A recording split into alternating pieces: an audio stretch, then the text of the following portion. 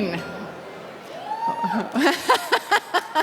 That's amazing. Welcome back, everybody. We have a full day today, and look at how many people are here. This is awesome. I am your annual MC, Kat Brown, Associate Vice President for Academic Administration. Yes, the evil one. Yes, we know. And I want to welcome you all back for our 2019-2020 faculty year, right? So since we have such a quick program to get through, I wanted to first, after this welcome that I've given you, give a huge shout out to the committee. The faculty committee in charge of this convocation has done an amazing job, as you can see with the artwork, which has been done by, you can see in the front, we actually put their names front and forward this year, Ben Emgen and John Rees, your colleagues, to create this sense of stress and calm. But you can see the committee members on the planning committee page. So I'd also like to welcome all of our new faculty today. Congratulations on making it here with us. So welcome. We are excited to have you with us. So as you saw, the theme today is to press with stress, and hopefully over the course of the next hour and a half, 2 hours, you will see exactly what the committee has meant with that. Everybody will be addressing it, and we'll give some more remarks at the end of the workshops. But one of the major things that is stressful for our faculty, we've noticed, is knowing where to send students when they are stressed. We don't want to get in trouble by sending them to the wrong place, and we don't want them to feel as if we can't be a resource for them. That's one of our sources of stress. So Dr. Kyle Reyes is going to come up for a very quick and brief run to show you where you can send your students. Take down his information and help alleviate some of your stress. Kyle. Thank you, Kat. Good morning, folks. Let me just let you know, this summer we've been talking within the Division of Student Affairs. Again, Kyle Reyes, Vice President of Student Affairs, and what some folks, and especially some of our faculty, as we've interacted with faculty over the years, we've talked about the resources and the centers and services we have, not just in student affairs, but across the university. And so many faculty have said, oh, I didn't realize we had a food pantry for students with basic food insecurity. I didn't realize that we have mental health therapists in the Student Health Center. I didn't realize we had a career development center to make those connections with post-graduation. And so one of the things, if I could go to the slides really quickly here. No? Okay. I'm going to keep going then. With all of the services and centers within academic affairs, student affairs, and all throughout the university, we have 60 to 70 centers, resources, services that you may not be aware of in terms of sending a student if they might have some needs.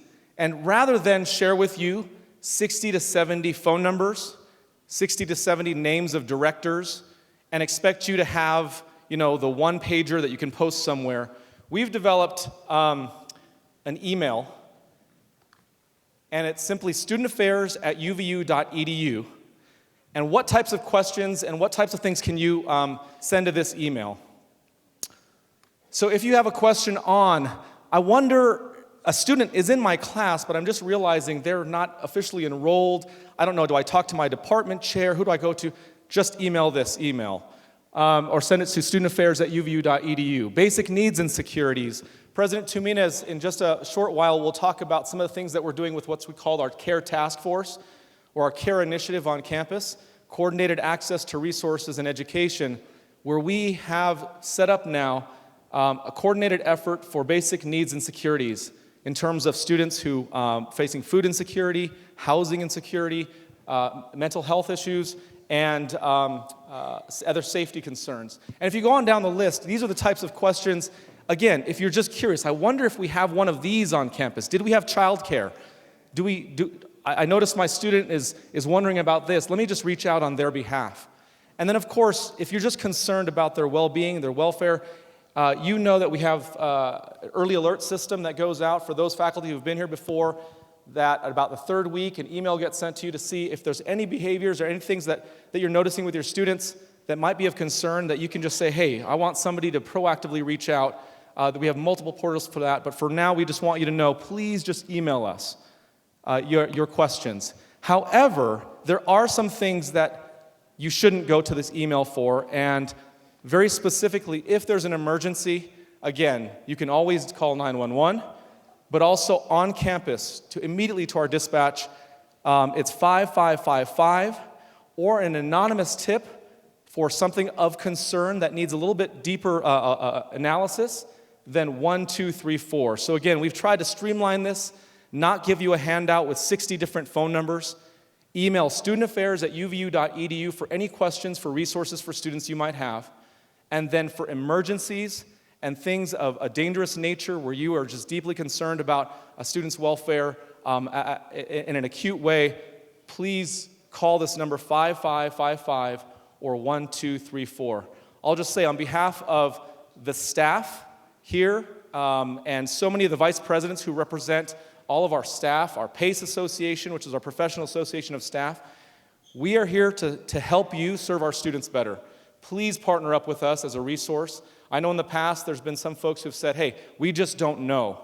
And this is one of our efforts to say, please utilize the services that we do have on campus. And finally, I'll say on your way out of the ballroom, stop by one of the booths and get some information about a service or a center that might be of most interest to you. Thank you so much.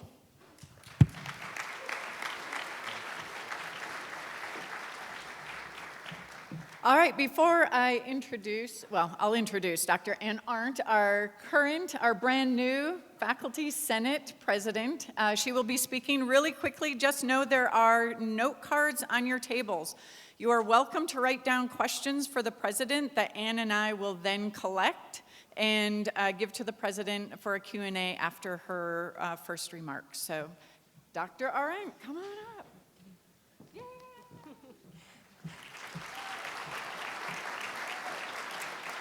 So I'm actually going to start out with a 4-minute video that I created over the last couple days that sort of summarized, I think, what some of the stresses are for faculty. After we go through that, I'm actually going to start to talk about the policies and the ways in which they can make a difference in both causing us stress and helping us mitigate some of it. And so I'm going to do that as a PowerPoint after this 4-minute video. We try to be and do what is right. But it can add stress. Considering what others believe to be right, it can be hard, if not downright frustrating. Listen, take perspective, learn, discuss. Our words and thoughts are provoking. Be informed, be open, be honest, and wonder and consider. Teaching is about helping others to think, do, understand and appreciate, try. But the road is hard. What is service? What is scholarship? And what is teaching? What are we stressing? And what are our stresses? What is priority? Things that are important to us. This is why we teach. This is why people seek to learn lifelong. Or maybe just this moment alone. Making a difference, but more importantly, showing others that they make a difference and have an impact here and at home, for themselves, outside themselves, being informed, critical thinkers, well-rounded, considerate, mature, but it can be stressful and hard and draining. For with everything we do, something else cannot be done. Every moment of thought and action we've had, well, it's now past, but it's brought us here to breathe, to think, to pause, to consider and respect time and space and thought and humanity and living and teaching and learning. Teaching and learning both, so that we can help others to teach and learn and be. and do what they believe to be right in the most informed and fair ways possible. As frustrating as life might be, everywhere and any time, it's just as much amazing and worthy of our effort, consideration, and understanding. Flawless? No. Easy? Not always. Fair? Well, on good days. Stressful? Perhaps more often than not. And consider our word choices. Taxing. Exasperating. It's irksome and even disquieting. Consider stress. Admittedly, it's physical or mental pressure, but it's also emphasis and accentuation, importance. And what is important? Short term, long term, medium term? Doing what we believe to be right in an effort to help others do the same in the most informed, balanced, and considerate ways possible for ourselves, our friends, our families, our tribes, our communities, the greater world. Every level is relevant, each underlining the others, and each is significant and to be navigated by learning, by listening, considering, respecting, pushing, hoping, appreciating, and directing. For in none of these are we passive as teachers.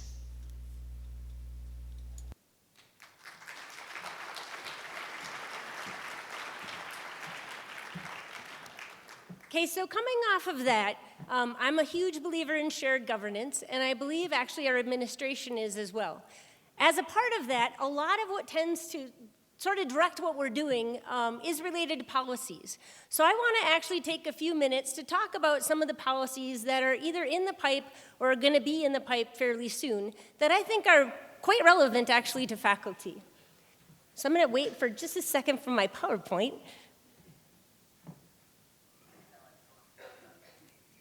Actually, as he's bringing this up, I do want to say there is about 22 that are on this list, so I'm only going to spend about 30 seconds tops on any particular one. If you want details on them, I can send anybody information, just contact me or one of your senators. So your senators are all listed on the Faculty Senate website. And the way we handle policy in a Senate is it goes through 3 steps. The first Senate meeting, we come in and we're given the document, and we basically are given 2 weeks to research that document and discuss it with other faculty in our respective departments. We come back for the second Senate meeting, and we have some debate and discussion. That is basically where we say how we think this policy needs to be changed or updated or kept the same. We then walk out of that meeting and come to the third Senate meeting 2 weeks after that, and then we vote on the comments that we have made. So there's actually 2 opportunities that we bring it back to the departments to give feedback. But it also means these policies are in our system in Senate for about a 6-week time period, because we have the first meeting, then 2 weeks, second meeting, 2 weeks, and then the third meeting is when the results actually go out. So it's really actually important that first 2 weeks, when those policies are introduced, that we basically know what is in them and how we want them to change, because that second meeting is when everything happens. That's when the rubber hits the road in Senate, and we actually get to say the ways in which we want it to be modified. I still don't see my PowerPoint, though. Is my PowerPoint there? I just don't see it. Oh, it is. Oh, I'm sorry. I thought that was, that's not mine. This is not mine. I'll be right back.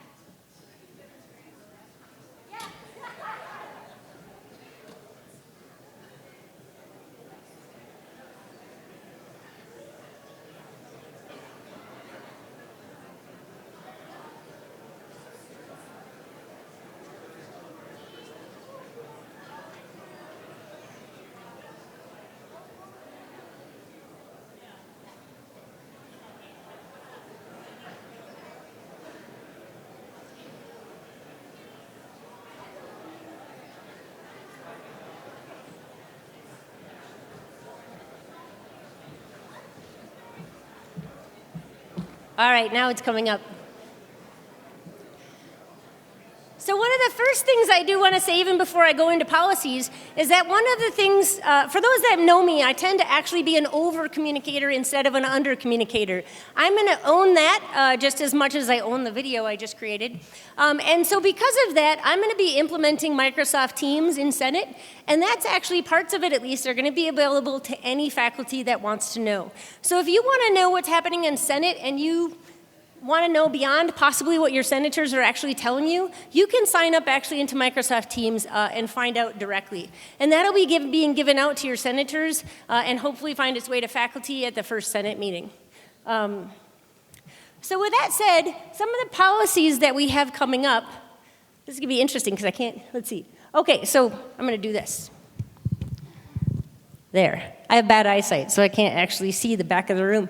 So some that are already in the hopper and have actually some that have happened over the summer, so they already exist. Number one is accommodations. And so one way that impacts us is if a student is asking us, for example, for a late withdrawal because of a medical reason, even if it's an emotional anxiety type of thing, that is now addressed in this type of policy. And in these cases, we actually go to accommodative services. We as faculty do not make those decisions.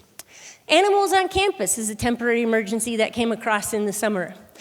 We have two that actually just moved from temporary emergency into regular, and so those have actually existed a while. That's why they're light gray. However, two big ones I think that we want to pay attention to, particularly the bottom one on this list, is there's a personal use of UVU property guideline. Guidelines are actually an enforceable document. They're available on the /policies website, and I do recommend you start to take a look at those. The second one is guidelines for consulting. Now, we do have a consulting policy, but these guidelines are basically on top of that.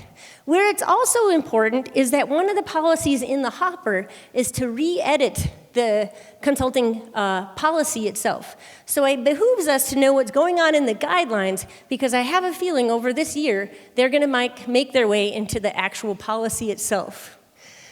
So ones that are in the hopper right now as it comes to policies. Conflict of interest is going to have some minor changes. It actually was in stage 2 last year. Legal has made a few more changes. It's going to stay in stage 2 until we see those changes. Freedom of speech. In freedom of speech, though, it's a limited scope change, and it basically has to do with whether or not you can wear masks when you're on campus in a protest situation, to which the answer is now going to be no. Here's a big one, faculty rights and responsibilities, 635. This is a policy that's been in process for 2 years, at least.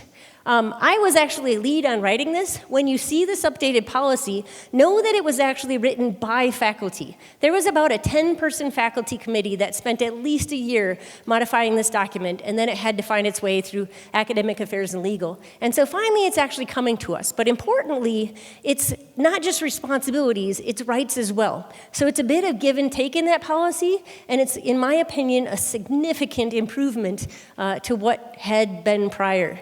That said, it's a very, very important document to us, though, and so I highly recommend when that comes out that everybody take a look at it.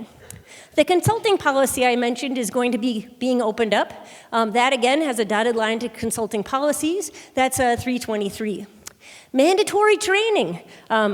When it comes to, some have different feelings about the trainings. There is going to be a policy that now clarifies that mandatory training and how much time you have, for example, from notification to actually having to have it completed, and how or if it ties to merit or reviews.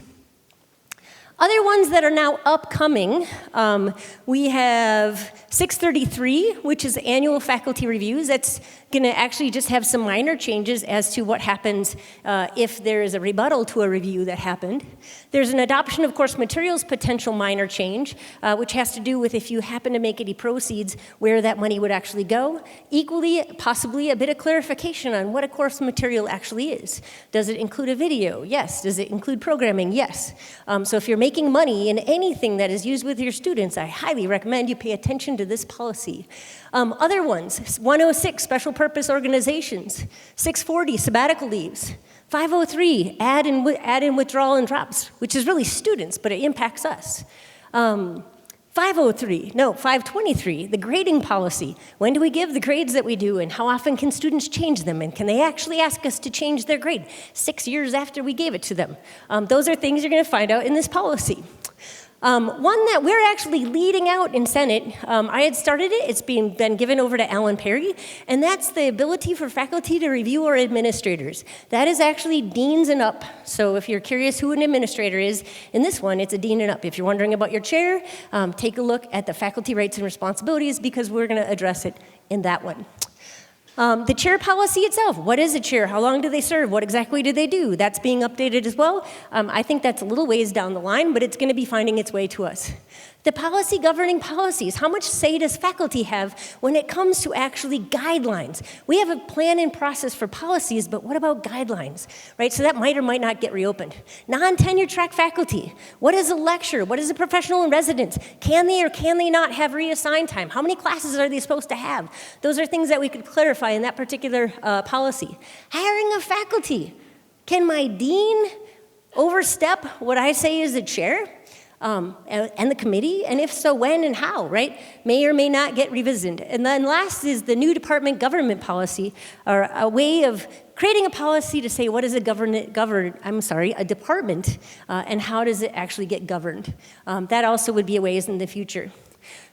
So as these things happen, you can actually see, again, all of your senators, generally what's going on at the Faculty Senate website. We put up all of our agendas, and we put up all of our minutes. We will actively have links to any documents given in Senate will now be actively linked in the minutes that you're going to find up on this website. So hopefully, again, I'm all for over communication instead of under. If you have any questions, you can contact me directly and aren't. Thank you. Oh. One last thing, I can't just walk off that quickly. I have to introduce the next person. So the next person speaking after me is Dr. Wayne Vaught, Provost Vaught. And I have to say, he has hit the ground running. I personally have been in a meeting, at least a meeting a week with him since probably the day he walked in the door. And he has really, I have been very, very impressed. And I think if I could speak for myself at least, I recommend to the faculty, I think we are going to have a very positive shared governance experience. And with that, I would like to introduce Dr. Vaught.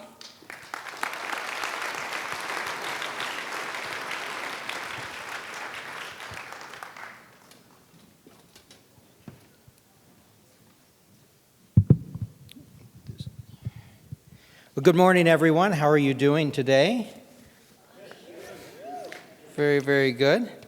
It is a pleasure to be here with you this morning, to welcome you back to campus, and to start this new academic year as your new provost and vice president for academic affairs. Of course, it's been a few months since I had a chance to meet with some of you. Back in February, half a year has gone since that visit. And I do have to say, as you can probably imagine, that a lot has happened in that time. So one of the things I thought I might do to start my talk this morning is, just in the tradition of heading back to school, is share with you some of the things that I did over summer vacation. For starters, I canceled my summer vacation. In the past few months that have passed, I've made several trips. As Ann mentioned, I've been able to meet with a number of people: deans, department chairs, vice presidents, staff, trustees, regents, student body presidents, faculty, senate, and a host of others. I was even invited to attend a wonderful conference on Charles Dickens. I sold a house, filled two 40-yard dumpsters. You know, these are big dumpsters, 2 of them. My wife laughed at me when I ordered the second one until we filled it up. And then packed up 21 years' worth of belongings and successfully moved my family to Utah. And I have to say, we just absolutely love it. During one of the most interesting weeks of summer vacation, I flew from Kansas City to Salt Lake City on a Monday. I attended meetings on Tuesday and Wednesday. Flew back to Kansas City Wednesday night, got in just after midnight. Flew back to Salt Lake City on Thursday, this time with my family, my in-laws, and one highly irritated cat in tow. Then back to Kansas City on Friday, where I was able to see my oldest daughter that evening playing Zanita Shen, the mayor's daughter, and the Music Man. Packed up the car with a few remaining items, that included a dog and a parakeet. So if you start thinking Beverly Hillbillies, you're kind of getting the idea. And then I set off and drove to Utah. I got in at 1 o'clock on Monday and was in a cabinet meeting at 1:30. That's absolutely true. I have people who can vouch. That was my vacation. I hope yours was equally as exciting. But now that I'm here, safe, and I think mostly sound, I'm just incredibly excited about this opportunity. The challenges and the opportunities that lie ahead of us, I'm really looking forward, as Ann mentioned, to working with you, to collaborating, to creating strong relationships between the provost office and the faculty so that we can together, in a very shared governance environment, advance the institutional mission. As I said when I first met with you, when I really began to explore this opportunity, I do remember being just a little bit confused. Is this a community college? Was it a university? Could it be both? I really wasn't familiar with this concept of the dual mission institution and a dual mission university until I came across UVU. And it is really unique. But what sold me on UVU and what continues to make me realize that I made an incredibly good decision in coming here was the passion, the excitement, the pride in what has gone on at UVU and certainly what is in store for us in the future.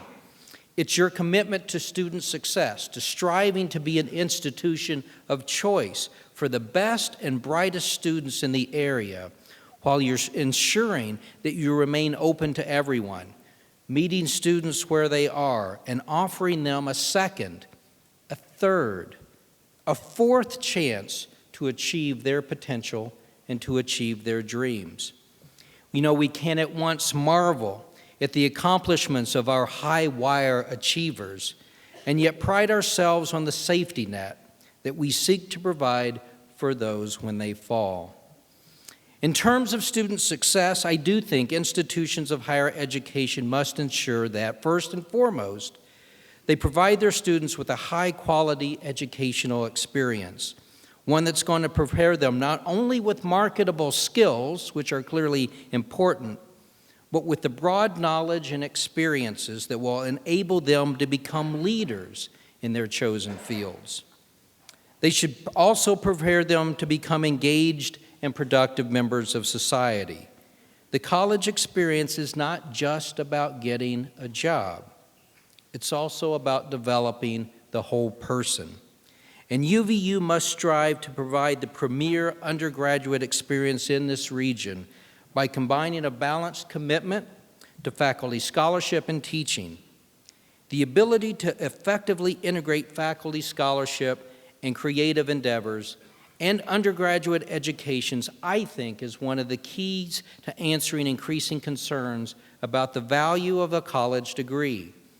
Certainly, given the costs of higher education, many students, not to mention their parents, community leaders, legislators, are asking, what's the value of a college degree? Is it for everyone? Is it really worth the investment? Should my taxes support this? What's the value added of a college experience? From my perspective as your provost, I can say that the value is that we are not just transferring existing knowledge, which is increasingly ubiquitous. You can Google almost anything you want to know. Rather, we provide an environment and opportunities for students to be active learners, engaged learners, exercising and refining their critical thinking, their creativity, their appreciation for humanity, and their leadership skills under the direction of our faculty. It is in training tomorrow's leaders and training our students to be tomorrow's leaders, innovators, artists, scholars, entrepreneurs. It's critical to convey that it's not just what they know, but what they are able to do with what they know that is part of the value added of a college degree.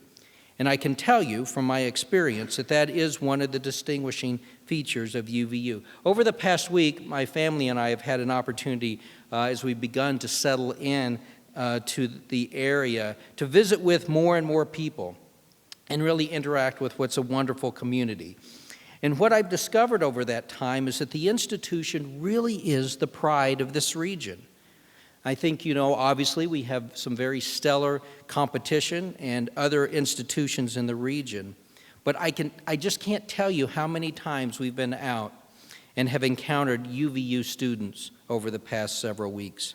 Whether we're setting up appointments with veterinarians, bankers, insurance agents, orthodontists, realtors, in restaurants, or simply out shopping, UVU graduates and students are they're just everywhere. And their enthusiasm has made us even more excited to be here. Your students, your graduates are proud of the relationship they have had with this institution. The conversations actually have gone a little bit something like this. So what brings you to Utah? Well, I have a new job at UVU. Oh, I'm a student, or I'm a graduate, or my daughter, my son, my niece, my neighbor, my friend went to UVU. Or even better, they want to go to UVU. Then I ask, well, how did you like it? Oh, I loved it. It was great. It was awesome. And then things actually start to get a little bit awkward. Well, what are you teaching? Are you a professor? Oh, I am. Not primarily. Actually, I'm going to be the provost. Oh. Now, I really urge you to come up with a better conversation stopper than that. Seriously. Tell someone you're the provost. See, one of the interesting things that I've discovered about becoming a provost is realizing just how few people outside the academy, or quite frankly, even inside the academy, even know what the provost is or what a provost does. Tell someone you're a professor. Tell them you're a department chair, a dean, even the president, and everyone understands and knows that you have an important role at the university. But tell them that you're a provost. I do it, really, just do it for fun. I mean, what do? I'm a provost, and here's the response that you will see. First, they will squint, like they're looking directly into the sun. Their heads will bob affirmatively just a touch, which is really only buying them a little bit of time as they try to think, where have I heard that word before? And then they give up. Many of my friends actually in Kansas City, as I told them that I was leaving, moving to Utah, becoming a provost, they came back and said, yeah, that's good. I had to look that up. I wasn't sure if that was good or not.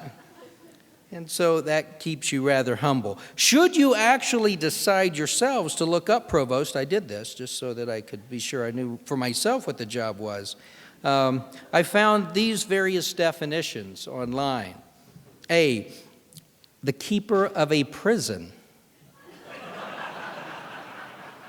I'm like, oh, all right, well, yeah, I've felt that way at times as a faculty member, and certainly the wardens up there were difficult. Definition B, an officer charged with the apprehension, custody, and punishment of offenders. Even better. I like that. I get handcuffs and all kinds of things. C, I found the head of a Scottish municipal corporation or burgh. Yeah, I didn't like that one much either. And then finally, I found a senior administrative officer in certain universities. And so I said, that's it. That's what I will tell people. I am a senior administrative officer at a certain university. Well, do you get to work with any professors?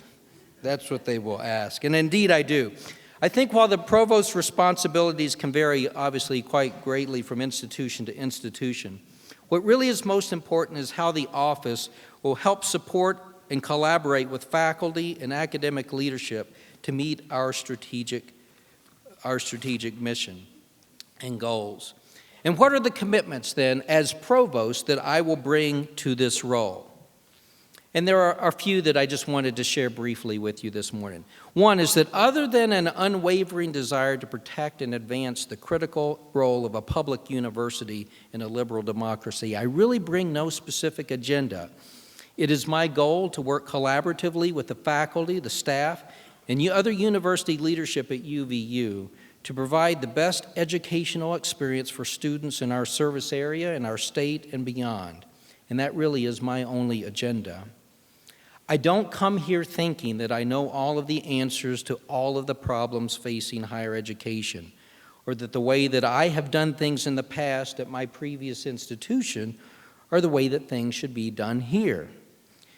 We all tend to gravitate, of course, to doing things the way we are most comfortable, the way we've done them in the past. But I want to work together in this with shared decision makers, both to identify and solve the unique challenges facing UVU now and in the future. And this is going to require that we all step out of our comfort zones, that we all be willing to try new things and work together to face both the threats and the opportunities in our collective future. I'm committed, as Ann pointed out earlier, to free speech and academic freedom. Free speech is a fundamental tenet of our country. It's both a right and a considerable privilege, and nowhere is its protection more important, do I think, than the American public university today. A liberal democracy can thrive only if our rights to speak, to engage, to challenge, to explore, to question, and to propose ideas that may not well be received by everyone is both respected and protected. Academic freedom, I think, stems from this right and is critical to protecting the free exchange of ideas. It's fundamental to the role and mission of a public institution. And as your chief academic officer, I will be a champion of this important ideal, shared governance. We will achieve sustained success in the academy only through a clearly recognized system of shared governance and shared leadership. It's critical that there be effective governance in a spirit of collaboration. And I'm going to work very hard to ensure that shared governance thrives at UVU. And I want to create a community in a collaborative spirit where student success and faculty success go hand in hand.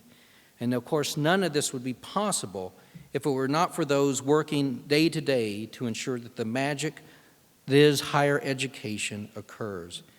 So to do that, we must continue to attract, to nurture, to retain the high caliber faculty and staff who are essential to delivering on the academic mission and the vision of this institution.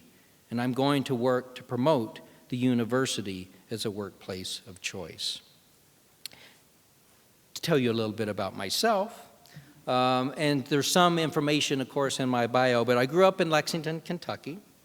If you've not, anybody been to Kentucky? Anybody for you? Very good. Anybody been to Lexington, Kentucky, more specifically? Very good. It's similar to Utah. There are lots of mountains, there are rivers, there are lakes.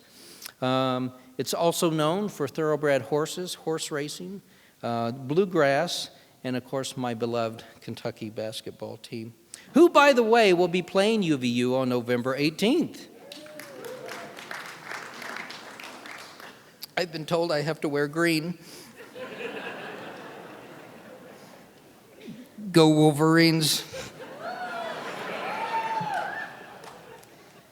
And then after a brief stint in Waco, Texas, I lived in Knoxville for several years where I would complete my PhD and meet my beautiful wife, who I think might be here. Is she here?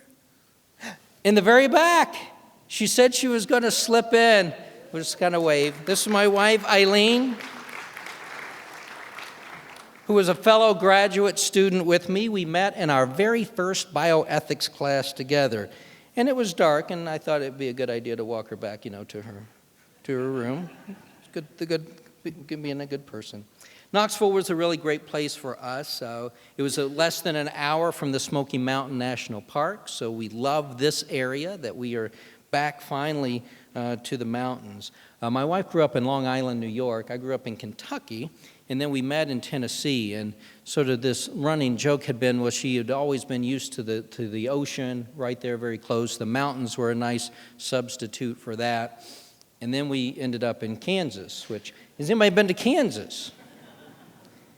It has very few mountains or oceans. It did actually have an ocean back in the day. It was several millions of years ago. There are fossil records to prove that.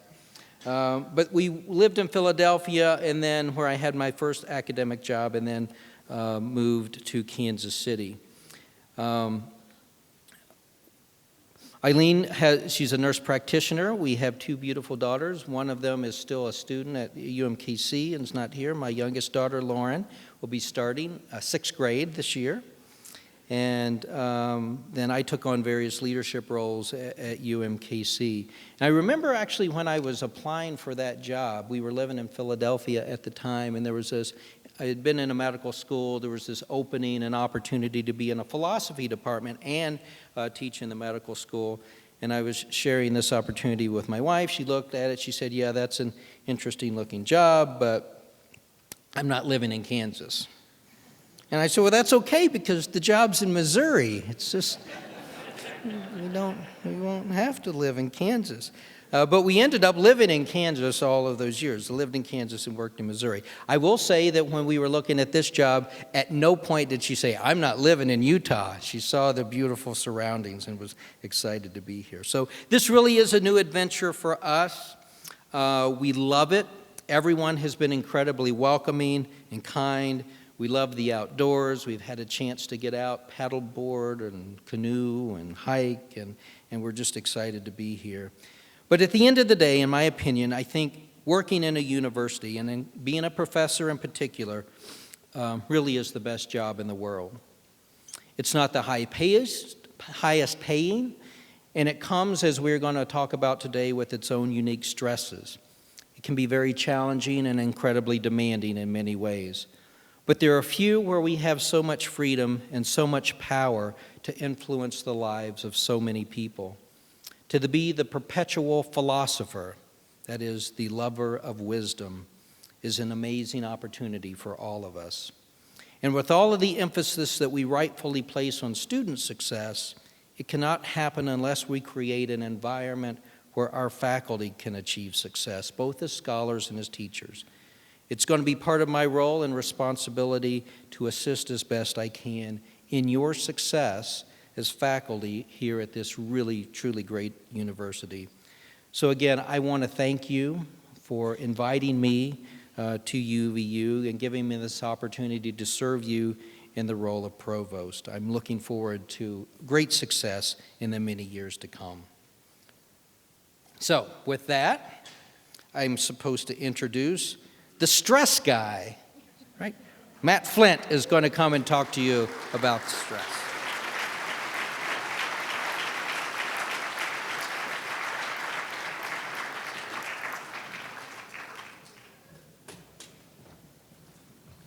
Okay, I don't know how I can follow that, but I'm not just this. Wayne actually said he was going to call me the greatest stressor at UVU, and I appreciate that he didn't say that. But I do have to say, I'm not only the stress guy, I am that dude's, I don't know if you can get that on there. That's my son right there. And I had no idea he was going to be on this thing. So, woo, right?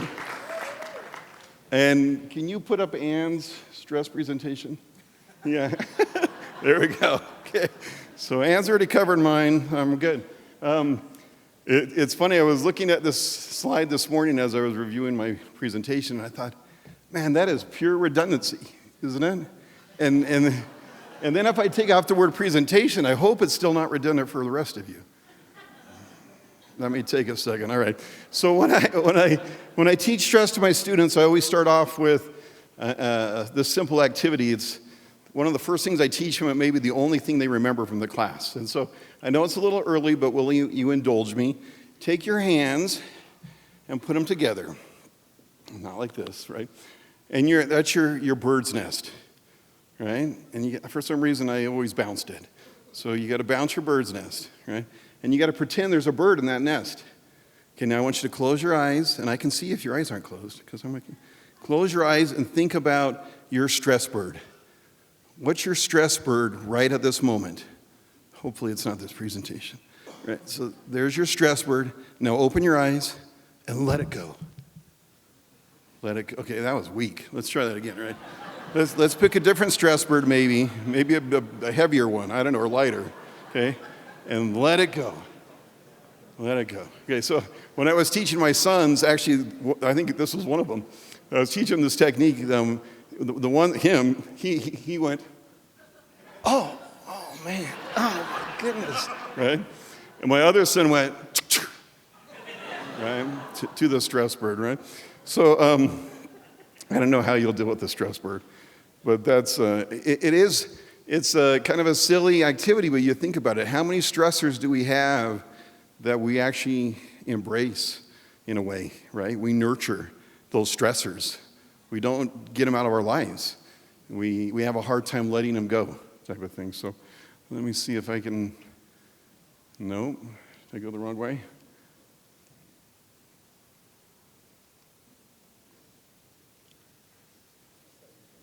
Yeah, now I'm getting real stressed here too, thankful. Thanks. Dr. Jackson asked if she could heckle me, and I said no. There we go. Okay, well, I can't show you this. Anna already messed it up for me. No, just kidding. For sake of time, I'll kind of skip over this. I was going to talk about how Dr. Alpen at Weber State University, who wrote a very popular stress management textbook that we use here, talks about how the only thing we should stress about is things that are going to take our lives, right? And I live in Woodland Hills, and we've actually had bear sightings this summer, 2 or 3. In fact, I just saw we had a bear sighting 12 hours ago. And so this is a short little video of a bear walking through my neighbor's backyard, just a street below me, type of thing, all right? Although some of you recreation management professors know my son, he wouldn't stress about this at all. He'd try to go touch that bear. So, right? So stress is different for all of us, right? And how we deal with it and how we look at it.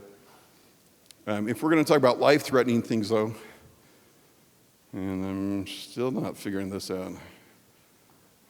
Here, let me go like this. Okay, so if life-threatening, there's your life-threatening, right? Driving on I-15, and Wayne's going to find that out real quick here, right? Okay, so when we talk about stress, the construct of stress, in my classes we talk about 4 components. And probably it's pretty obvious, right, that stress is individual. So what you perceive as a stressor, someone else doesn't. My 12-year-old daughter figured out, I don't know how she talked my wife into getting or allowing her to get a boa constrictor. Or it's actually a ball python. Let me correct myself. So we have this 4-foot ball python that's pretty thick. And my 12-year-old daughter will let it lick her face, and my wife is over in the corner going, and I don't know how that works. So I mean, different things stress us out differently. So as we talk about the stressors that the research kind of brings up for faculty, some of them will mean nothing to you, and some of them may be hit deep in the heart. And we talk about the stress response. I'll talk about Hanselje for just a second, the coping and the adapting, right? So the research kind of shows these are some of our stressors as faculty, our customers, the students, of course, right? That's inherent, I think, in any business, right? There's going to be some stress, some demands. That's what a customer does, and we react to that, right? So are they aggressive? Are they entitled? Should they get that A without getting, doing much? Hopefully we have to work through that. The grading process. When I sit down and put in my grades, I know once the students find out my grades, I'm going to have half a dozen emails. What? Even though we went over them, at the end of the semester already. Evaluations. You think about different careers out there, other than educators. There are not too many careers where you're evaluated by your customers, by your peers, and by your administrators a lot, right? Consistently, but we are. And so when I accepted this invitation, I emailed my faculty and asked them, hey, what stresses you and how do you deal with it? And I got a few comments. This was an interesting one. The one comment was, why do we always get our student evals around Mother's Day and around Christmas? Right? Yeah, right. And I don't know if President Tominos wants to change that policy. That's up to her. But it is an intriguing thought that these special days we're also looking at 2.1 out of what? That's a horrible SRI, right? Wow, I did it again. Okay, here we go. Tenure and promotion, if you're in on that track. Meetings, that's ironic for what we're doing here, right? Just kidding, right? So research and publications, and I'll touch on some of these a little bit more in this next slide. Service, again, what is service and how much do we need to do? Technology, that's funny too, right? Knowing how to use a clicker when you're up here in front of 100 some people, right? Being on 24/7. And then another comment, actually after salaries, was this idea of balance. So financial issues, obviously, if we're, the PBA, always coming up, right? I know the department chairs and deans and all the administrators and down to faculty, we have to figure out what are we going to fight for money and that. And then obviously a big one is this idea of life balance. So how do you balance being an educator, being a faculty member, worrying about grades, worrying about your curriculum, worrying about learning objectives and program objectives and strategic planning, and going home and spending time with whatever your family life looks like, right? So again, some of these don't stress any of you, or some of you, and others may be pretty near to the heart. Anne talked about policies very eloquently, so unclear policies. How many publications do I have to have? What's the golden rule? There's no golden rule. And I've never seen a golden rule at any university I've been at, actually. There are some close numbers, I think, right? Unclear expectations, ineffective communication. This is an interesting one with students. When I asked students 5 or 6 years ago, how quickly do you want me to respond to an email? It would be, 2 working days, 2 or 3 days. No. Students now, I ask them 12 hours. 12 to 24 hours minimum. And some of them want it like a text. Oh, I want you to answer me. And not just working days, on the weekends.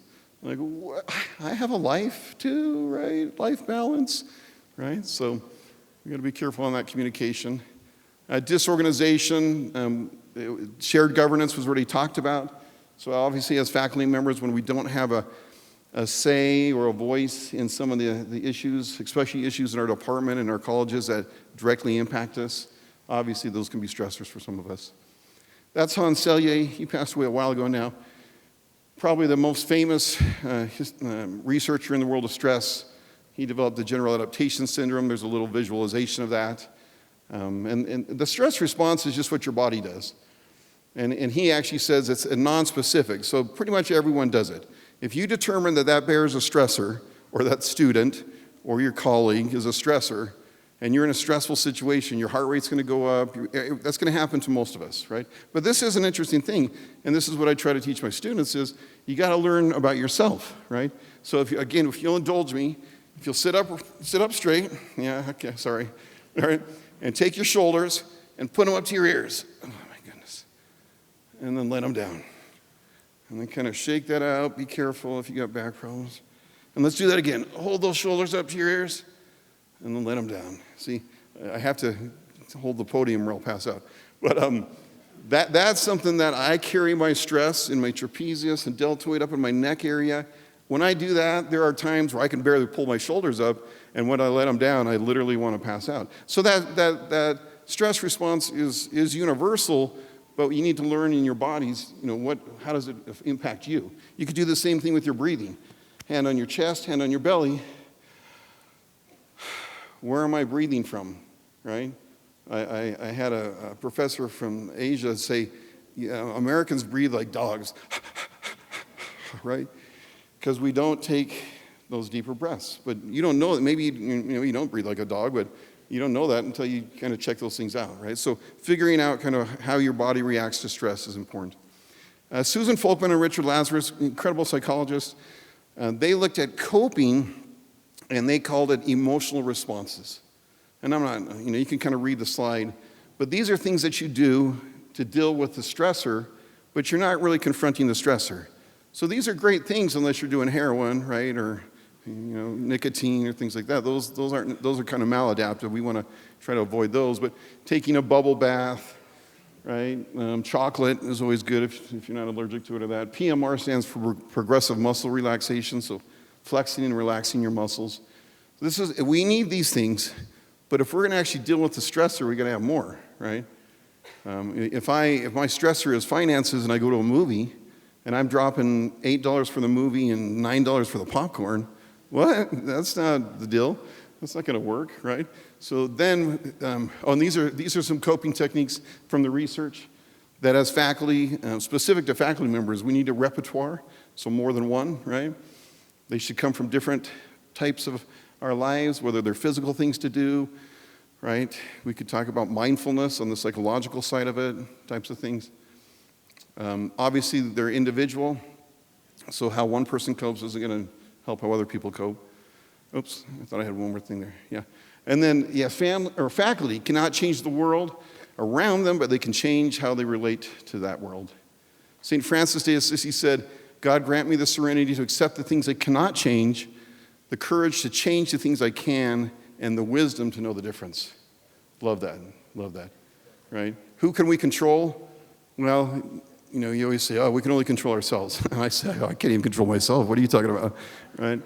So when we talk about controlling and change, obviously we need to know our limitations. Oh, there's perception. The old lady or the young lady, the old woman or the young woman, right? Here's a different version of that. I don't have time to point them out, so if you don't get it, you don't got it. I'm not going to take the president's time to point these things out. Oh, two faces or the goblet. That's sidewalk chalk. So that's a flat surface. He's got a bottle opener in his hand, a real bottle opener, all right? Perception, how we look at things. Love that one. Oh, check this one out with the ripple. So there's a ripple in the water, if you can see that over here. But there's really not a ripple in the water there, right? Oh, look at the black spot and do that. What happens? Yeah, I just love watching my students do it too. It's actually a de-stressor for me to watch people go like that. Wait, how do those lines not move? What? How many legs on the elephant? See, I'll give you that one for a second. I only got a couple minutes, so I got to get to the resources. These are the behavioral responses, adapting. So if my stressor is finances, I need to learn how to budget. If my stressor is relationships, my oldest sister and I, she has a PhD in social work. We think that that's the stressor you'll have forever, and probably the biggest one in your life is relationships.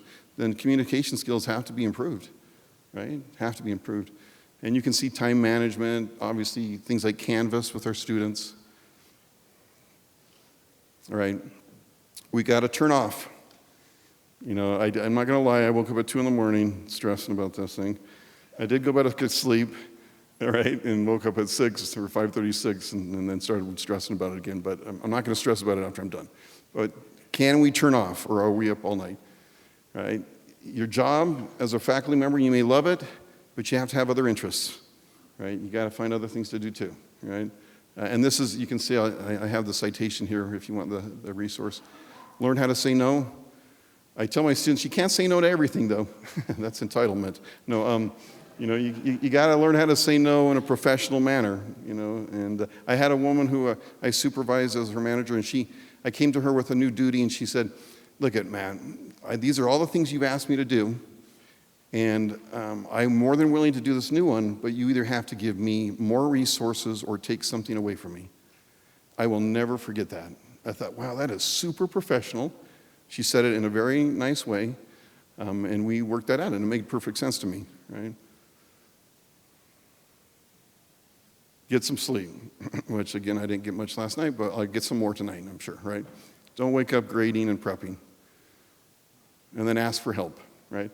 And the last thing I'm going to touch on then are resources that UVU has provided for us for help, right? Our health insurance gives us counseling, right? We get about 4, I think, counseling sessions.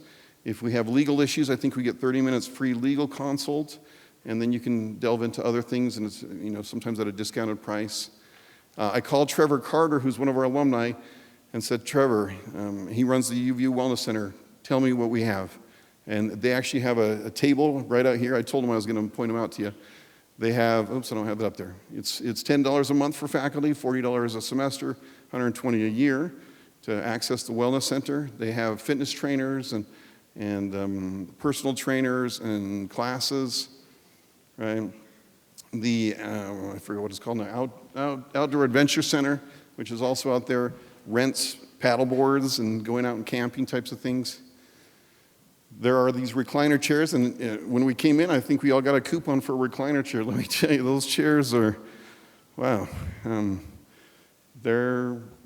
I don't know how to explain them, but they'll wake you up and just get you going for a few seconds, and then you can relax after that, because they're just squeezing your body and things like that. I gotta be careful what I'm saying up here, right? So, and then lots of other things. There's a room where we can listen to music, and we got light therapy, yoga, and lots of different things. So, again, I'm gonna end with the stress bird. Think about your stress bird. You gotta let that go. You gotta let it go. But you have lots of resources here at UVU to help you out with that. So thank you very much.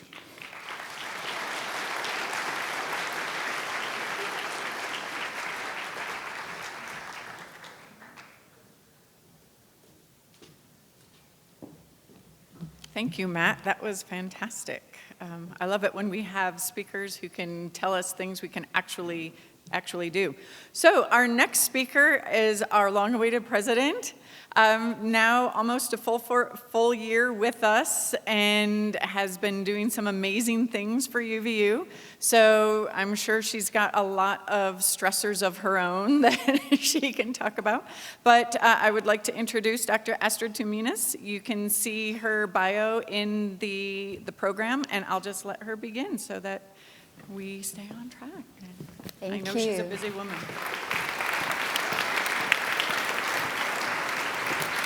Thank you, Pat. Hello, hello. Can you hear me? All right. Clicker. How are you feeling? Just throw me some words. Actually, like tell me. How are you feeling? Kat, how are you feeling? A little stressed. A little stressed? Back there, anybody, how are you feeling? Excited. Jess, how are you feeling? Happy to be here. Happy to be here. Anyone in the back? Professor Bob Pillay, how are you feeling? Okay, so I hope you're feeling good. I feel great today because I started the morning with bacon. That's all I ate. And I don't eat breakfast in general, but there's nothing better than salt, fat, nitrates, and a lot of poison early in the morning. So I feel really good. Thank you to Professor Kat Brown for being our MC today. Thank you to Professor Ann Arndt. Thank you to the prison keeper, Professor Wayne Vaught. Love the title. And thank you to Professor Matthew Flint.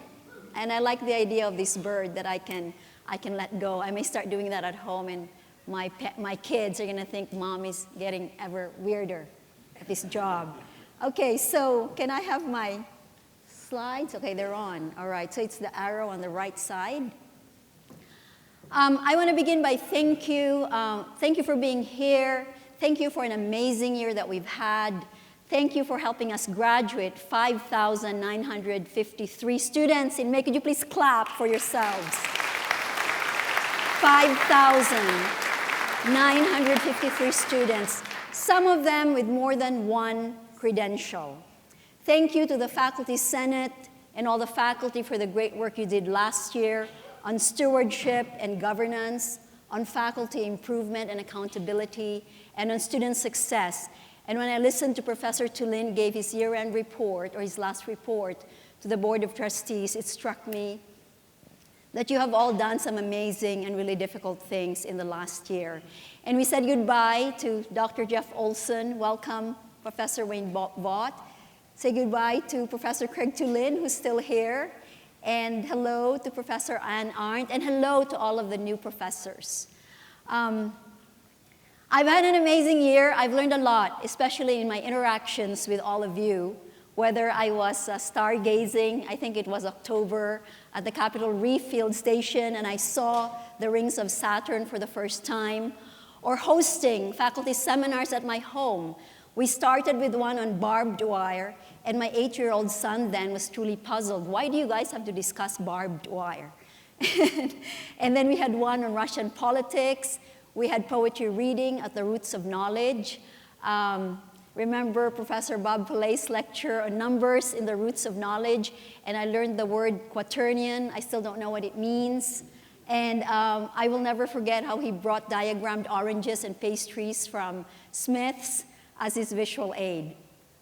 So I learned a lot about what we do well, what our challenges are, our research, teaching, and service, how we have so much to be proud of, and also how much work we have to do. So thank you for being my tutors in the past year. I also want to say that it has mainly been a year of highs, but there have been lows, especially as I read the coverage of higher education, headlines like this, or the University of Alaska. Actually, they got a reprieve. Their budget's not going to be cut 41% in 1 year. It's only going to be cut 70 million over 3 years. But they had an existential crisis. So this is not very encouraging when politicians do this. And then I read about the damage to this country of the defunding of higher education. The National Bureau of Economic Research concludes, and you could read it there, the shortfall of funding will erode the position of universities as research powerhouses and drivers of economic growth, implying that inequality will further be exacerbated and that the doors of opportunity will be closed to many. I do think that we live today in probably one of the most, if not the most, challenging time in higher education in the last 100 years. But it is also a time that is extremely intriguing for me as I look out there at some of these models of new institutions of higher learning. Some of you may know on the left-hand side there, that is Ashesi University in Ghana, started by a former Microsoft engineer who wanted to create a new university that would educate students to be ethical and entrepreneurial while addressing the problems of corruption, the legacy of colonialism, and other wicked problems in Africa. And this university today is one of the most heralded, most impactful new universities in the world. The picture up top is 42. Are there any fans of hitchhikers in the galaxy here? Well, you know what 42 is, right? The ultimate answer to life, the universe, and everything.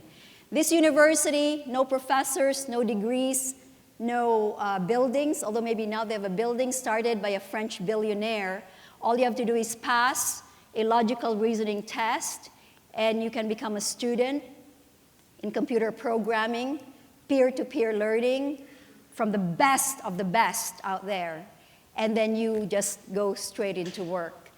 Professor Christine Ortiz, that red thing, she's the former dean of graduate education at MIT. She's starting something called Station 1.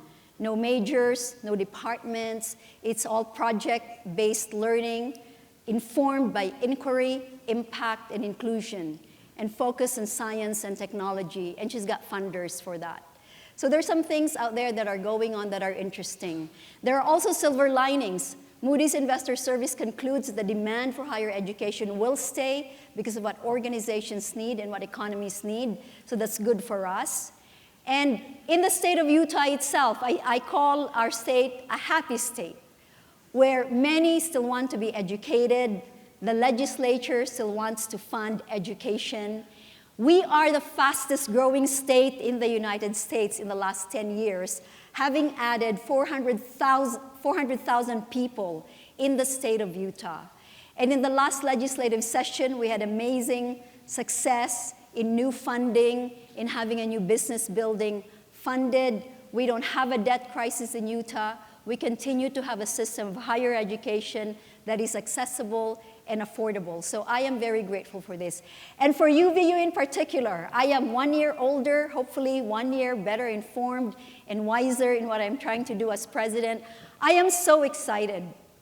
Our story is just unfolding. Our story is just unfolding. Our invitation to students from all walks of life to come as you are, UVU as a place for you, is compelling. It is compelling. And with 40,000 students, we have scale. We have an amazing opportunity to prove that this model of unpretentious, open admission, non-prejudicial, inclusive education could work in the 21st century. And I want to take a few moments to remind us of the values that will get us where we want to go.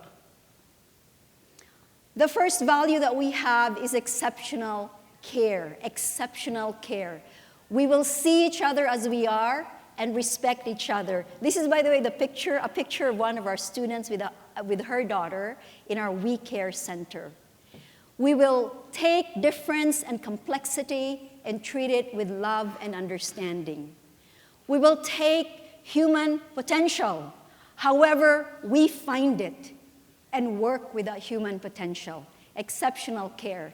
And we're launching, Office of Student Affairs is launching a new initiative, the CARE Task Force, that will focus, as you can see there, on addressing student food insecurity, housing, mental health issues.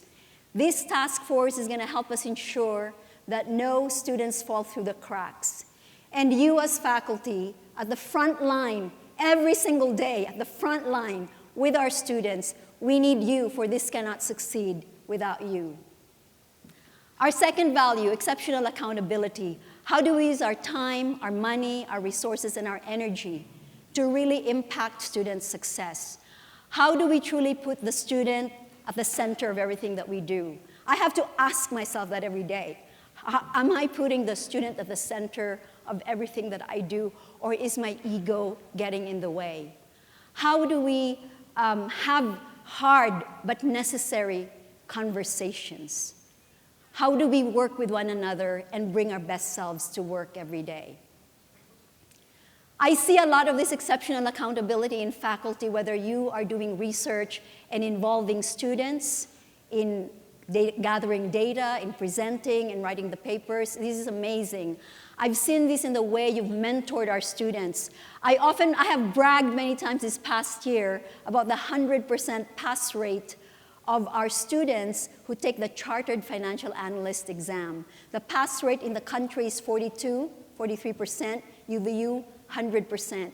And I learned that Professor Kerry Wasden and his wife invite the students of pancakes with their family every single Saturday. That is amazing. That is life-changing and transformative. Our students who went to Skills USA this year, again with mentoring and support from our faculty, UVU, the students won more medals than any college or university in the country. And UVU, one institution, won more medals than 39 states. So because of what you do and your exceptional accountability, we have these exceptional results, which is our third value. People management, I've talked about that in the past year. And this is not corporate speak. I am the first person to have my eyes glaze over when I hear corporate speak. But I believe in people management because people thrive when they have good superiors who mentor, who listen, who recognize. That is all our jobs. And this is a picture of the Other Side Academy in Salt Lake City, where people who are convicted of crimes have a chance to say, not to go to prison, but to be in this house, do something with their lives, and they have hard conversations all the time. It's part of their culture. I didn't mean Wayne to have the prison theme come up again here. Finally, our third value, exceptional results. We are not shy about our ambition to educate students and give them a meaningful credential, but also at the end of the day, have them leave UVU being able to think more critically, communicate more clearly, collaborate more effectively, be more resilient, and I've used this phrase often, be comfortable outside of their zones of comfort. Exceptional results will be driven by us remembering our mission, our dual mission as a community college and a university, where we believe in the potential of every type of student, and we will do what we do well through our teaching, our services, our scholarship, and creative activities. How many of you have heard about this, the draft Vision 2030? Rumors are circling everywhere, and you will get more information about this later today.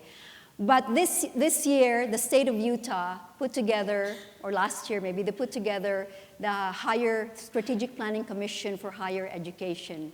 And it has been our task to clarify what UVU is about, what we are doing, what have we done already for the state of Utah, and what is our track record, what is the niche that we occupy. This is not necessarily a new document. It looks at all of our master plans, academic master plan, facilities master plan, inclusion plan, and then we put all of this together to say, here's who we are, here's how we fit in these 8 institutions that make up the Utah system of higher education, and here are the 8 critical initiatives that we will be focusing on in the coming years in order to ensure that UVU is relevant and impactful in the state. I just have a couple more slides. I think that as we start this year, feeling happy, stressed, excited, let's remember that we will need a lot of courage, a lot of imagination, more innovation. There's so many opportunities for us to do great things. I just finished reading a book a couple months ago by Kathy Davidson called The New Education, and I love what she says here. I'll just give you a chance to read that because I would try to read it off that screen, but I am so old I can't see the writing. But you know, the challenge that she puts in this question is kind of amazing. How do we reimagine education?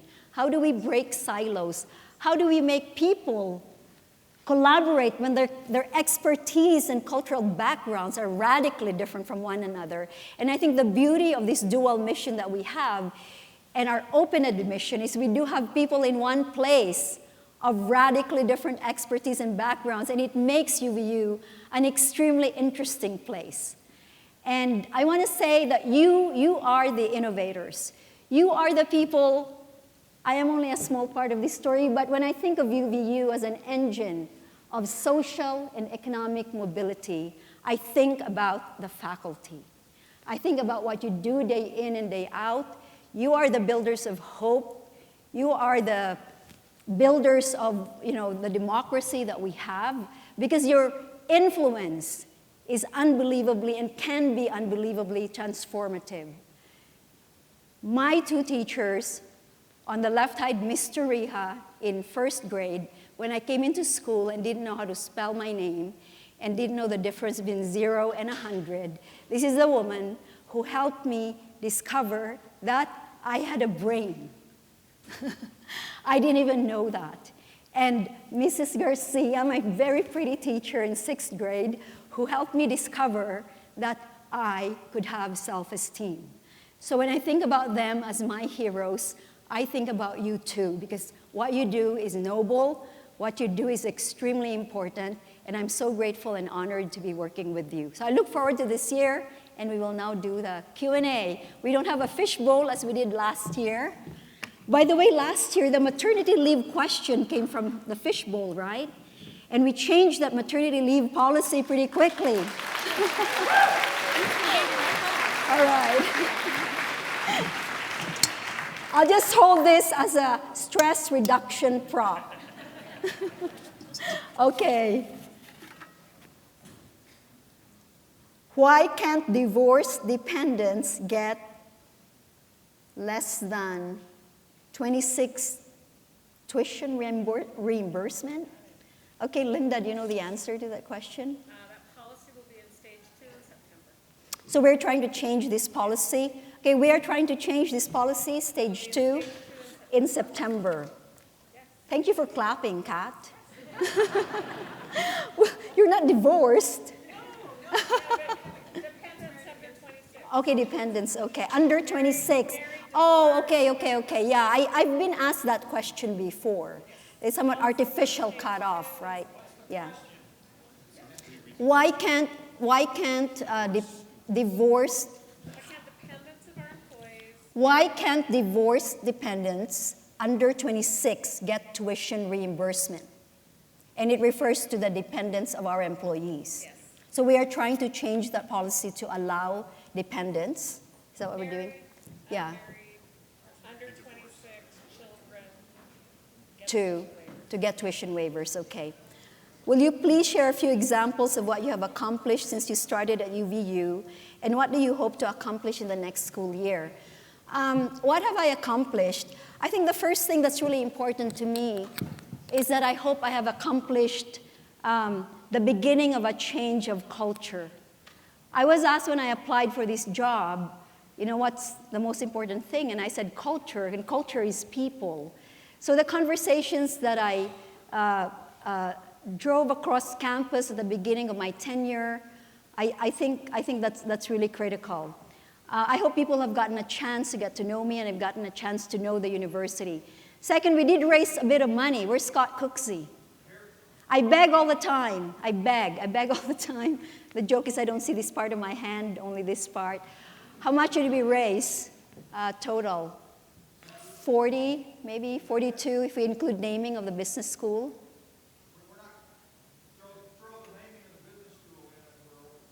Over 40 million. So that's important because we need money. We need a lot of money. Think for a second that our endowment is so small. It makes me want to weep. So at any moment in time, our fate could change. Think Alaska. And I would say that fundraising is the work of all of us. There is no shame in asking for money for our students, for our professors, for our staff, for the buildings we're going to build. So a lot of my time has been spent fundraising, building relationships for us, not just with donors, with the legislature also. So that's an accomplishment. Justin, do I have any other accomplishments? Oh, digital transformation. It's not yet an accomplishment, but that's out there. We are hiring a vice president for digital transformation. Whether you're thinking pedagogy, HR processes, financial aid. In fact, by the way, in completion, research shows that data analytics, having your data and data analytics is one of the pillars that has helped completion in many institutions. And so I bring that here because, I worked for a tech company the last 6 years before I joined UVU. And I'll just end there because it's hard for me to kind of say I have all these accomplishments. When I leave the position, you're going to judge if I had accomplishments. UVU keeps canceling advanced classes due to under-enrollment below 10, although students need those classes to graduate with a minor degree. Faculty and students are frustrated by it. How do we solve this problem? I don't really have a good solution to this problem, and I think we are subject to our resource constraints. At least in this year, in the Board of Trustees meetings, we've had approvals for new majors, and also we say some majors or minors that have been retired, even predating me. So I think what we need to do is sort of decide with limited resources, and this is a constant question in life. I sometimes tell people, look at Harvard. I had a medieval Russian history class from Professor Ned Kinan, probably one of the best classes I've ever taken. And how many takers of that class were there? Very few. But Harvard also had at the time a $27 billion endowment. And so, we're running up against constraints, and then with our key stakeholder, which is the legislature, with performance funding metrics, we have to have all of the numbers on how many students are graduating and able to get into the 4-star jobs, the 5-star jobs. And so this is this constant tension. And I think with Provost Vaught, we can address what we can do about this. But I think there will be trade-offs. There are going to be trade-offs because that is the nature of every organization I've ever worked with. Resources are limited. What do you think to be the biggest contributor of stress, if any, to the students of UVU in general? So not just UVU, when I've asked superintendents, of all the school districts in Utah, the number one thing they're worried about is mental health. And as Professor Flint said earlier, stress can be individual. The context, I think also the world that we're living in today, new pressures. Some people say social media is a big factor. So for our students, I don't know that there is a single stressor. There is a clear reason why exceptional care is our first foundational value, because stress is individual. We have to notice. We have to see. And sometimes for myself, I get really stressed too. We have to notice, we have to see. And so I don't know if there's a single stressor, but what I want to say about that is we need to ask ourselves, are we seeing our students? We need to encourage them, some of them who are not so confident, the ones who've told me that they've come to UVU, they didn't know what the word dean meant. And they're so overwhelmed by these big buildings because they came from a small rural high school in Utah. Are we seeing the students, do we take a moment, breathing slowly to talk to them and understand and help? And so, I don't know if there is a single stressor, but I hope that we keep in mind exceptional care is where we begin. As a second chance university, what does UVU do, or what can it do to provide educational opportunities to incarcerated individuals? I'm glad that somebody asked this question, because I was reading an article a few weeks ago about prisoners who are working on their degrees. So we don't have a specific plan right now, but if some faculty members want to propose doing something, we do have Wayne in prison again. I mean, I don't know how we would deliver or what we would deliver, but I think that if someone in this room right now is very passionate about this subject and wants to explore, ideas come from somewhere and you want to explore, that maybe we could offer general education certificates or something else for incarcerated individuals. As you know, the United States is the #1 country in the OECD for incarceration. And it's an epidemic, so if there is something we could do to help and to serve on that front, I am all ears.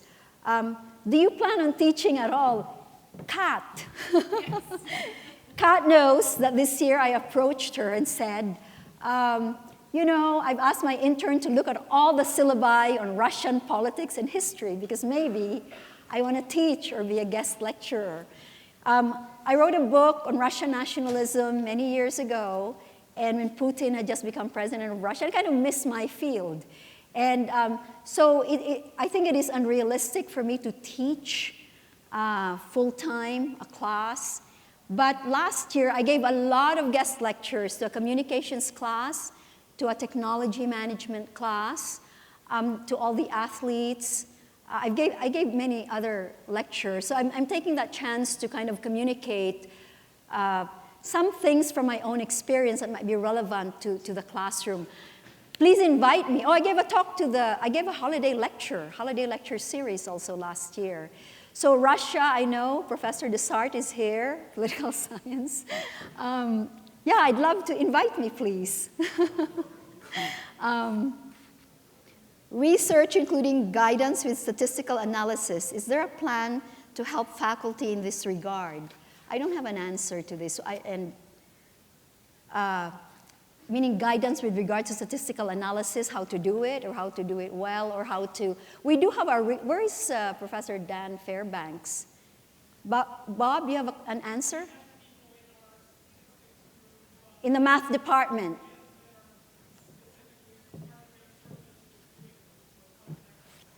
So please contact the math department. Don't contact me, because I barely passed my statistics course at MIT. Regression? What's that?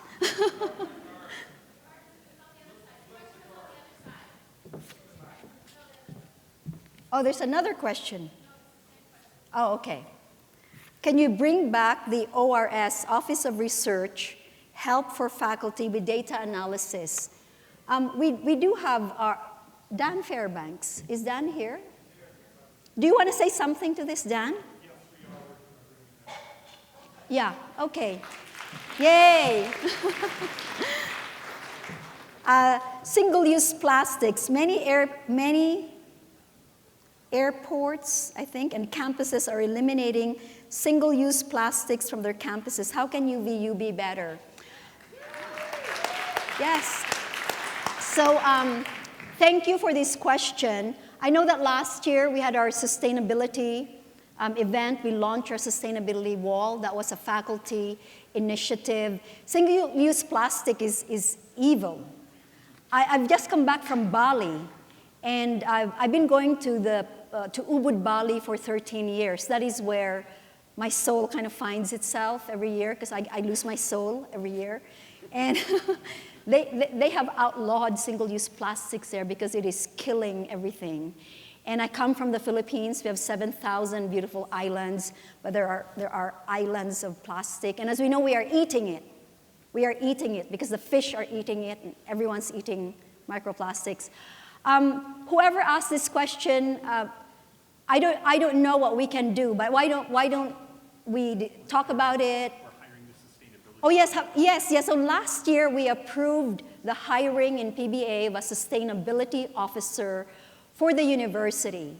And even in our restrooms, you know, we should get these Dyson hand drying machines and too much paper. So yes, the answer is yes. We'd like to do something about this. And I think when our sustainability officer is hired, we can see how we address this. Anyone opposed to getting rid of single-use plastics? Okay. Thank you. Oh, similar question. How can UVU be a better example of sustainability, water use in landscaping, single-use plastics, recycling, transportation? On transportation, we should give ourselves a big pat on the back because of UVU and our free pass for all of you, for all the staff, for all the students. Ridership on the bus has increased over 100%. During peak hours, we have 1,000 parking spots that are empty during peak hour. So that's wonderful. Come on.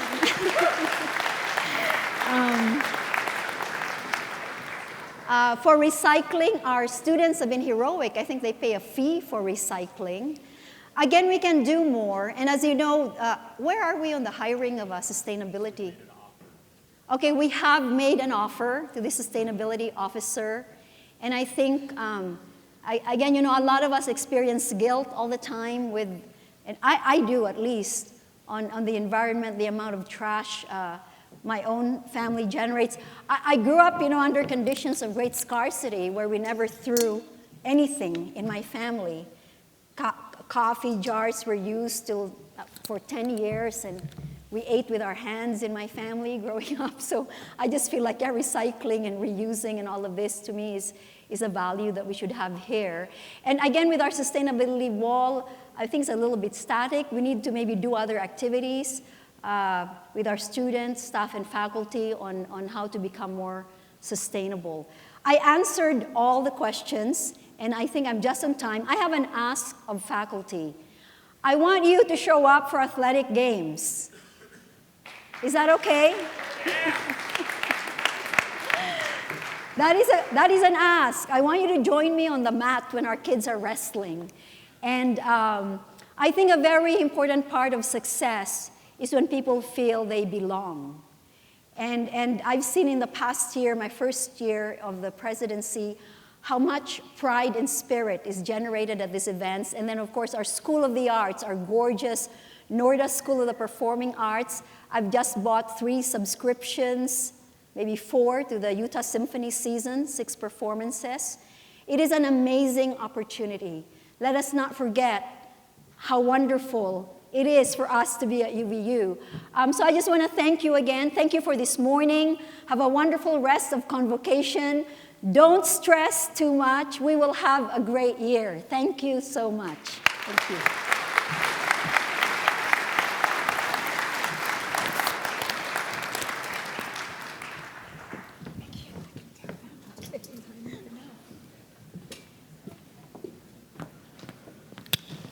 All right, we are at the wrap-up phase. So just so you know, we have cut down the number of workshops, but we have made them specifically geared towards helping you in areas that might be stressful for you. For example, one is incorporating mindfulness into personal and professional lives. Ursula Sorensen has done a ton of work professionally as well as personally on mindfulness and calming oneself down when one is overstressed. She's going to lead a workshop on how you can do that in order to feel a little bit less stressed. We can't solve everything that we need to do immediately, but we can learn better ways of handling it, just like Matt said. Another one is Canvas. We have a very high usage rate of Canvas on campus, which is fantastic, but we could use it even better. There are shortcuts and ways to put assignments up and work with the folks at OTL as well as Jason Hill to really get everything we need out of Canvas so that we're always working harder, right? But we can work smarter and find ways, shortcuts, et cetera, to make sure that we're still leaving ourselves enough time to do things like mindfulness, that sort of thing. And then Karen Clemes from the General Counsel, or the Office of General Counsel, and she told me what to read, but I left it on my phone. It's in my purse, so I'm going to have to wing it. Don't tell her that I didn't read her message. But she's basically doing a how to keep your butt out of a sling sort of thing when it comes to legal issues. There are so many rules and regulations and everything that are coming at us. Sometimes we don't know how to handle them, and it freaks us out, right? A student comes to us and says, there's a student stalking me in your class, and you need to stop it. Right? She's going to tell you how to handle those sorts of things so that you don't have to worry about Title IX, Title VII, all of these regulations and such. You'll know where to go and how to get the resources so that you don't have to stress out when students are having problems that may cross into some legal realm. And then in the spirit of being as transparent as possible, Dr. Vaught has approved I think is also part of a team, right, leading an information session on the Vision 2030 plan that's coming out. We want to make sure that faculty understand this is not something new that is trying to be snuck in under their noses or anything. You are part of this process. This is shared governance at its best. And so we invite you after the RTP workshop, for those of you who will be attending that, invite you to come in and listen and hear about what the plan is. Over the course of the next few months, you'll have opportunities to weigh in and such, but this is the opportunity you have to hear about it, to dispel some of the rumors, and feel a little bit less stress about a lack of information. So before I let you go, I would love us to give a huge round of applause to Julie Hayden and the Academic Affairs crew who puts this together. This is something I could never do on my own. It would be a major stressor, but they are fantastic. So thank you, Julie, wherever you are. Thank you, Karen Cushing. She's in the back. She'll deliver that to Julie. And I hope you all have a fantastic year upcoming. I hope that if you do find yourself in super stressful situations, you reach out to somebody, each other. Even send me a message and say, hey, I'm really tired of this crap. What do I do? I will listen to you. So congratulations for making it to this year. Have a wonderful year. See ya.